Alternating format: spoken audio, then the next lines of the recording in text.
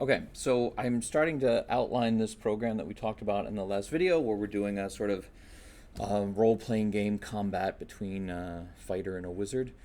Just as an example of how to think about a class structure and how to then go about creating those objects that fit into that class structure. So if you take a look at what we've got here in the window, I've just done it with the camera off so that you don't have to watch me type all this stuff.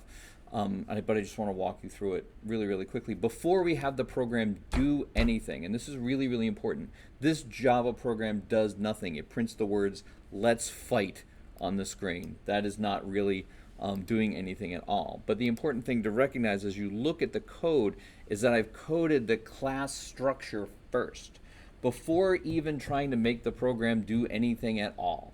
I have figured out what the classes are. I haven't even put the instance variables in yet. I'll do that next when I create the constructors. But for now, let's just look at what I have here in my my left sidebar. I've got my main program, which is just always by default called myprogram.java in Code.js. All it does is print "let's fight." It doesn't do anything. I've got my character class. My character class has instance variables: name, race, level, hit points, armor class. And it has a constructor, and right now the constructor is just blank. It doesn't do anything. When I want to create a character, I will have to create a character and pass the arguments, the variable values for all the instance variables to that class. Right now, as it stands, the character does not have any methods that belong just to the generic character class. That character has two subclasses. They are fighter, right here, public class fighter extends character, and that fighter has a constructor, again, all empty. I haven't created the constructor for the fighter yet. And it has a method called attack. The attack method right now I'm thinking of as a method with return type void. In other words, it doesn't return a value, it just does something. And the thing it will do is roll a random number to see if it hits the other character. And if it does, take away hit points from that other character. Which means in order for me, a character, to take hit points away from another character, those hit points being a private variable, I will need to make sure that I also write set and get methods for all the variables of all of the character objects. Right now it doesn't do anything, it just prints "yar, I attack." It doesn't really do the attack yet. Again, I'm not coding functionality yet, I'm coding the structure of the classes. There's also a wizard. Where is he? Where's the... Oh, did I not? I don't think I didn't code the wizard class yet. I skipped that. Let's do it. I'm just going to copy this so I don't have to type as much. I coded my fighter, but I forgot to code my wizard. So let's go ahead and create a new file. It'll be called wizard.java. Add file. And I'll just paste the fighter class, and it's going to be public class wizard extends character private weapon. My weapon, instead of having a weapon, he will have a spell. My spell. For now. Later, I will change this, and I'll go ahead and make a comment to myself to remember. Later, change this to an array list of spells called spellbook. Okay, so the wizard will have a whole array of spells that they can choose from when they attack. So this should all, I'm going to just change fighter to wizard everywhere. Wizard, wizard, wizard. Okay. So the constructor for the wizard class is empty. I'm not filling in my constructors yet. The attack method, he's not going to have attack method. We decided that only fighters get to attack. What a wizard will do is cast a spell.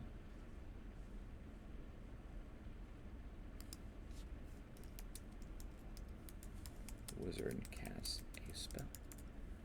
Okay. And I should change this to cast. Okay. So the wizard has an instance variable that the fighter doesn't have, a spell instead of a weapon, and it's going to have a cast method instead of an attack method. Notice that this variable, this instance variable of the wizard class, is not just an int or a float or a string. It is a spell, and a spell is another kind of object. Here's a spell. Okay. Public class spell. Okay. Notice that there's not much in a spell. A spell doesn't really do anything. Only a particular kind of spell does something. So I also have 3 subclasses of spell. I've got heal, public class heal extend spell, so heal is a subclass of spell, and it has a method called effect. Okay, the effect of the spell. What is the effect of the spell?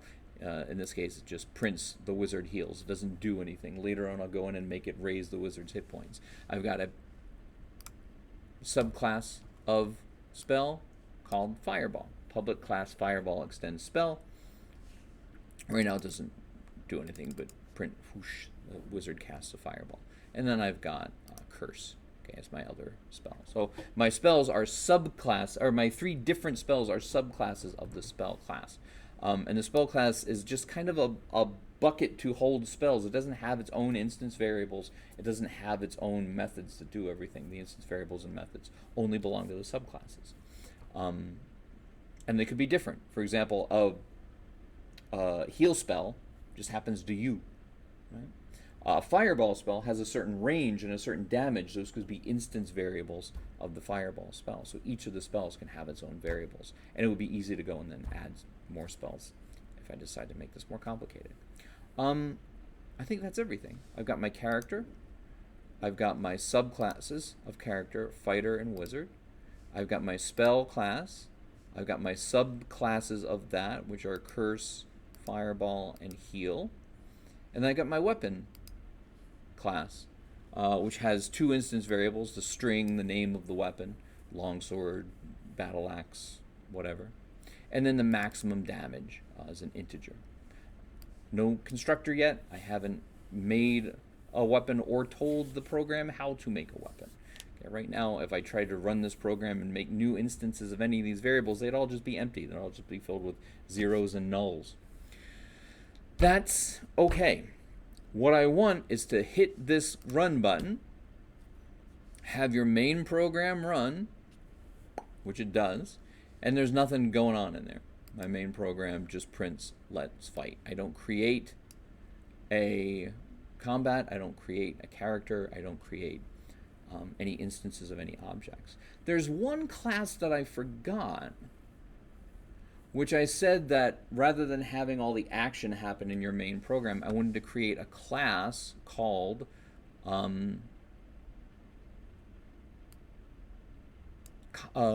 what did I decide it was going to be called? Combat. I pull out my little notes. I want the class to be called combat, and I wanted to have a method called fight. So I didn't do that yet. So let's create that. Again, I'm just going to copy. Some syntax because I'm lazy and I don't like to type. Create a new file. It's going to be called combat.java. And I'm just going to paste this. I don't just change this to combat. Okay, again, just trying to save myself keystrokes and typing while I'm being watched by. Okay. What is a combat going to own? It's going to own 2 characters. Right? The instance variables of the combat are going to be a character, player 1, and a character, player 2. Okay. So the instance variables of the combat are just the objects, player 1 and player 2. I will have to, when I create a new game or a new combat, create new instances of player 1 and player 2. Maybe player 1 is a new fighter and player 2 is a new wizard. I have to create those objects, those instances of player 1 and player 2, and those will belong to the combat class, the new combat that I create. So I'm going to need a method, public void fight. And I'll probably pass that method who's fighting who, player 1, player 2. Can I do that? Am I going to have a public-private situation here? If player 1 and player 2 are owned by combat, then it should be able to pass those instance variables to its own method. That should be okay. Again, this doesn't do anything yet. The fight method actually runs the combat. So when I want the two players to fight, I will call combat.fight. And we want methods to usually be lowercase. Did I make you guys watch the video yet about naming conventions in Java? Obviously, you can name things whatever you want, but there are some conventions like always make your classes capital nouns and always make your methods lowercase verbs. Not hard and fast rules, but rules of thumb that make your code easier to read by people who are used to reading Java code. Let's see if anything I did just now broke the code that I had already. Oh, identifier play. Yeah, so I've got to tell it what I'm passing it. Not just enough to say I'm passing it player 1 and player 2. I'm passing it a character called player 1 and a character called player 2. So the identifier required. I need to tell it what I'm trying to fight. Missing method body or declare abstract public void fight. One error. That's in combat.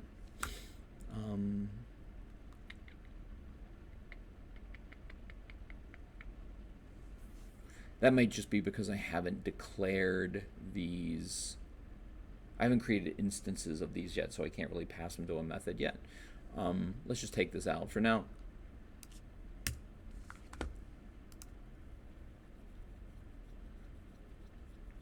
Missing method body or public void fight. Oh, it's because I got a semicolon there. That's a dumb error. Oh, that might have been the error all along. Hold on. Oh, maybe that was the error all along. Let's try this. Character player 1. Sometimes it's hard to figure out what these errors are. Character player 2. Now let's see if it works. Yeah, I just had a semicolon in a stupid place.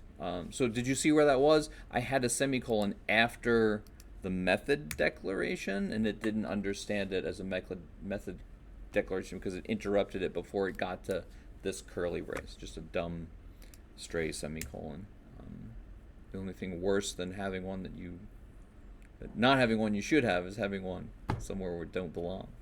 Okay, so fight will take two inputs, player 1 and player 2, and it'll fight them against one another. So what will happen in this method is to call player 1 dot attack, and then player 2 dot